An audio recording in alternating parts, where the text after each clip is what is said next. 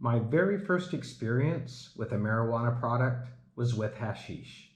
I was 15 years old, and I had a friend come over who was known for smoking pot, and he asked me as a 15-year-old if I wanted to go outside. I was horrified when he took out a substance, this is what it looked like, and put it into a wooden bowl and started smoking it.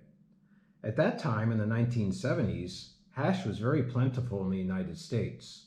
I remember the smell of it. It had a pungent, almost bitter aftertaste hanging in the air. So anyway, my friend and I tried it. I was trying it for the first time, and it didn't do much, but I immediately felt a mellow, calming, and self-reflective feeling from this. Now, as I look back also in a different kind of reflection, at the age of 60, I'd like to talk about hashish and the properties that I consider to be the most helpful when talking about marijuana. First of all, though, let's talk about how hashish is made. Not that I'm an expert or a chemist, but let's just talk about how it is basically made, and it is probably the most simple form of the cannabis plant when it comes to harvesting it for human consumption. Because all you need to do is to rub your hands on the flower of the cannabis plant, and then you end up with a resin that you can eventually roll into a ball, a very sticky substance that becomes this, hashish. I have two types here to show you. Both of them are coming from an area in Copenhagen, and these particular types of hashish I think are pretty typical of the kinds that we used to take in the 1970s, though you can hardly find hashish these days. So here they are to compare them side by side. On your left, you have the stronger of the two. It's darker, it's more oily, it's more like a putty. On the right, you have one that is lighter of the two. It breaks up. You can see cracks that form when you break it. It also has more granules that you can see to it. Maybe granules isn't the right word, but it has little pieces or particles that are more apparent compared to this one. Both of these are even lighter than an even darker version, which we used to call black hash, and which most people call black hash, but we used to call it black Nepal hash because it was coming, as we knew it anyhow, from Nepal, India. Nepal, still a big producer of hashish. Most hashish is coming from Middle Eastern areas and Northern Africa areas, Morocco, Afghanistan. We used to call most hash that had this color blonde Lebanese. Blonde Lebanese hash is what we used to call it. Again, it's the most simple form of producing cannabis for consumption because you're just rubbing your hands on a plant that grows naturally, and the resin that's produced can be consumed. Most people don't realize that hashish can also be consumed by eating it. You don't need to smoke it and risk the carcinogenic properties that any smoking can have on your lungs. You can simply break off a piece, roughly this size.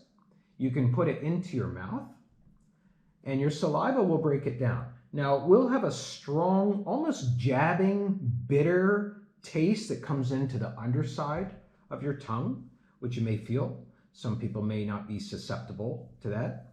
And it will come on a little bit strong for a while, but nothing a glass of water can't take away as that hash starts to get broken down and make its way into your digestive system. The buzz from hash I find to be the most preferable buzz of all of the buzzes. I would describe it on a scale as a lower end buzz in terms of energy, in terms of enthusiasm. I would call it, compared to marijuana as leaf or bud, I would call it on that slightly lower end. We used to call it a solid buzz. It was a solid, it wasn't a fleeting buzz. It was not a buzz that took you way up here and then is gone either tomorrow or in an hour or 5 minutes. It's not that kind of thing. It's a low, solid, a platform buzz maybe is a word that we could use to put it in terms of today's lingo. But hashish also, at least for me, has a medicinal property to it, digestively speaking, because I can almost guarantee that to eat some hash, I will be feeling my digestion processing what I've eaten, and the rest I will leave up to your imagination. Hashish takes about half an hour to 45 minutes to take its effect on the body and the mind. If you do take it in that way versus smoking it, then you're going to get a buzz from hashish right away.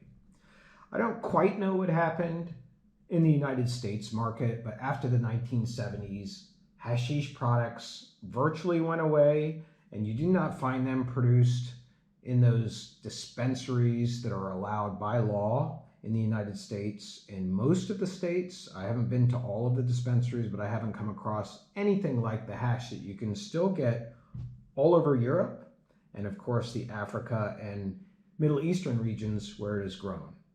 So it's really good to see hashish still on the market from my point of view, because I do consider it to be one of the safest forms of imbibing cannabis, safest on lungs, on digestion. I've already stated that it assists digestion.